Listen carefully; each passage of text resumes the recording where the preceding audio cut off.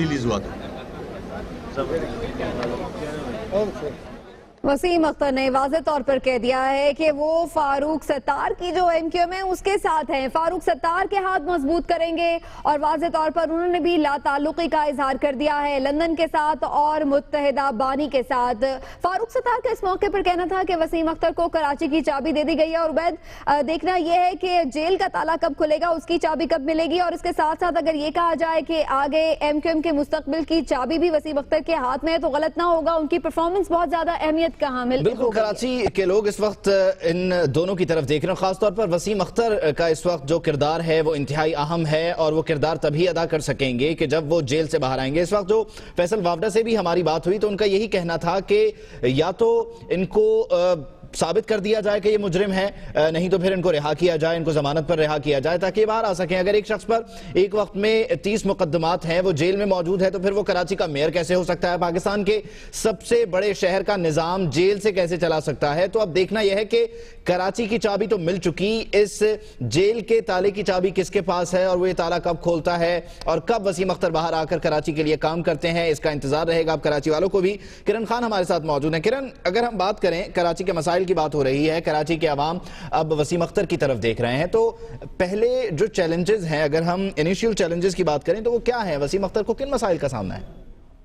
जी बिल्कुल, अगर मेयर कराची के हवाले से हम वसीम अख्तर की बात करें तो सबसे बड़ा मसला इस वक्त जो है वो इख्तियारात का है। देखिए, तकरीबन 6-6.5 साल बाद जो है अब कराची का मेयर आया है और उससे अवाम को काफी सारी जो है उम्मीदें वाबस्ता हैं। लोग ये नहीं देखते कि वसीम अख्तर के पास इख्तियारात क्या क्या हैं, लेकिन उम्मीदें बहुत ज्यादा हैं। इससे वसीम अख्तर के सबसे बड़ा चैलेंज यही है कि उनके पास इख्तियारात बिल्कुल भी नहीं है, लेकिन उनकी जो आवाम की उम्मीदें हैं उनसे बहुत ज्यादा हैं। वो किस तरह इन तमाम तरह चीजों को साथ लेकर चलते हैं, किस तरह अपने अख्तियारात जो है वो सिंध हुकूमत से हासिल करते हैं और जो अख्तियारात उनके पास है उसको किस तरह बरोकार वो लाते हैं, काम करते हैं, ये तमाम तरह चैलेंजेस जो है वो वसीम अख्तर के सामने हैं कराची के हवाले से। लेकिन लोगों की बहुत उम्मीदें हैं, लोगों ने इस दिन का बहुत इंतजार किया था कि कराची का मेयर मुंतखब हो और जो उनके अवामी मसाइल जो है, जिस तरह कराची में इस वक्त गंदगी का मसला है, कचरे का मसला है, पानी का मसला है और दीगर जो मसाइल सर उठा रहे हैं, उसको किस तरह वसीम अख्तर के पास इख्तियारात हैं या नहीं हैं, आवाम ये नहीं देखेगी, लेकिन सवाल उन्हीं से किया जाएगा आवाम की जानिब से। तो ये तमाम सारे चैलेंजेस हैं जो उन्हें देखने पड़ेंगे, वो किस तरह इख्तियारात अपने हासिल करते हैं सिंध हुकूमत से बातचीत के जरिए या कानूनी चाराजोई करके, ये तो उन पर ही ये वही बेहतर जानते हैं। लेकिन ये तमाम सारी चीजें उन्हें बिल्कुल देखनी पड़ेंगी क्योंकि कराची के अवाम जो है वो चाहते हैं कि उनके मसाइल जल्द अज जल्द हल हो, जिसकी वजह से उन्होंने इन्हें जो है वो मुंतखब किया है वसीम अख्तर को। अच्छा किरण, ये तकरीब अब खत्म हो गई है क्या? रवाना हो गए हैं तमाम रहनुमा अपने अपने घरों की जानिब और वसीम अख्तर जेल की जानिब?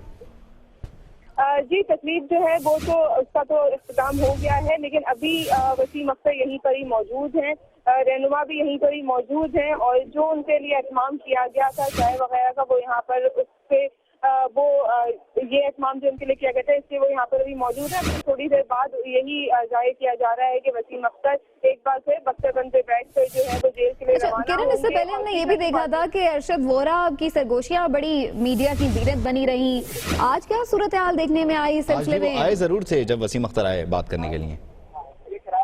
जी बिल्कुल, अरशद वोरा की जो चेमगोइयाँ थी वो बहुत मशहूर हुई थी। उस पर जब केएमसी में मेयर और डेप्यूटी मेयर के इंतखाबात हुए थे और वसीम अख्तर ने मीडिया से बातचीत करने जब वो आए थे तो बार बार हमने देखा था कि अरशद वोरा को कुछ कॉल्स आ रही थी जिसके बाद वो वसीम अख्तर के कान में कुछ कहते थे और वो अपनी स्टेटमेंट चेंज कर देते। आज वो सूरत हाल नहीं थी क्योंकि हमें बड़े वेल प्रिपेयर्ड लगे थे वसीम अख्तर। लगता है पहले से उन्हें जो डायरेक्शंस देनी थी वो दी जा चुकी थी और आज अरशद वोरा भी काफी रिलैक्स लगे हमें, बार बार उनके पास कोई फोन कॉल भी नहीं आई और वो भी काफी हमें रिलैक्स लगे हैं। ओवरऑल जो एमकेएम की प्रिपरेशन थी आज की तकरीब के हवाले से वो काफी ज्यादा, उस हवाले से वसीम अख्तर जो है वो पुरअतमाद नजर आ रहे थे।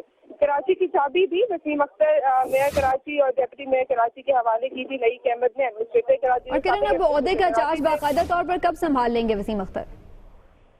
जी बिल्कुल, हरबरदारी की तकरीब के बाद अब बाकायदा तौर पर कहा ही जा रहा है कि कुछ दिनों में वसीम अख्तर जो है वो अपनी जिम्मेदारियां संभाल लेंगे। वैसे तो अब हल्फ उठाने के बाद वो मेयर कराची हो गए हैं और आज से ही वो अपनी जिम्मेदारियां जो है उन पे लागू हो जाती हैं, लेकिन इस वक्त ऑफिस का जो मसला है उसके बाद पता चलेगा कि वसीम अख्तर और जो डेप्यूटी मेयर अरशद वोरा हैं वो कब से मुकम्मल तौर पर अपनी जिम्मेदारियां का आगाज करते हैं। ठीक है। अच्छा किरण, ऐसे में एक मसला और भी है कि केएमसी ऑफिस से ऑपरेट करेंगे ये लोग, अपने ऑफिस वहां पर बनाएंगे या फिर केडीए की जो इमारत है वहां पर ये अपने ऑफिस जो है बनाएंगे? तो इस सिलसिले में कुछ क्लियर हो सका, कुछ बताया जा रहा है? ये एक नई जी बहस है। बिल्कुल, मेरी डेप्यूटी मेयर कराची अरशद वोहरा से इस हवाले से बात हुई थी। उन्होंने कहा था कि अभी हमें ये चीज नहीं मालूम है या इस बात की हमें शोर नहीं किया गया कि हमारे दफातर केएमसी बिल्डिंग में होंगे या किसी और जगह पे होंगे। ताहम ये तमाम तर चीजें आज जब उन्होंने हल्फ उठाया उसके बाद इन्हें जो है मुतला किया जाएगा कि इनके दफातर कहाँ पर कायम होंगे, ये लोग कहाँ पर बैठेंगे। मोस्ट प्रोबेबली केएमसी बिल्डिंग को कहा जा रहा है कि जहाँ पर मेयर और डिप्टी मेयर जो है उनके बैठने का होता है। फिर यहाँ पर यह है कि केएमसी के इजलास के जो होगा उसके लिए ऐवान हमने देखा केएमसी बिल्डिंग में बिल्कुल तैयार कर दिया गया है, उसकी रेनोवेशन कर ली गई है और पहला इजलास भी जो है केएमसी का जब होगा तो वो डिप्टी मेयर ही जो है उस इजलास को चलाएंगे।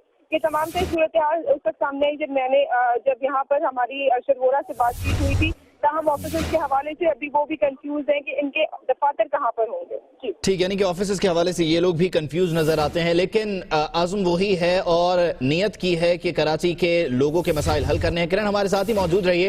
अब तक की जो सूरत हाल है वो एक मरतबा फिर नाज़रीन को अपडेट करें। वसीम अख्तर कराची के मेयर मुंतखब हुए, आज ओहदे का हल्फ उठा लिया है। यही नहीं बल्कि अरशद वोहरा डिप्टी मेयर मुंतखब हुए, अपने ओहदे का हल्फ उठा चुके हैं। पोलो ग्राउंड में इस तकरीब का एहतमाम किया गया। इस मौके पर वसीम अख्तर ने बात की है, मीडिया से इस तकरीब से खिताब किया और ये कहा कि पाकिस्तान है तो हम हैं और पाकिस्तान की खिदमत करनी है। और इस मौके पर आपको अहम खबर दें कि वजीर बल्दियात सिंध जाम खान शोरो का भी अहम स्टेटमेंट सामने आया है। उनका ये कहना है कि mayor, deputy mayor, chairman, vice chairman को भरपूर मदद फराहम की जाएगी। 2013 के बल्दियाती एक्ट के तहत तमाम मुंतखब नुमाइंदों से ताउन करेंगे। इसी बारे में बात करेंगे। हमारे साथ मौजूद हैं ब्यूरो चीफ कराची रेहान हाशमी।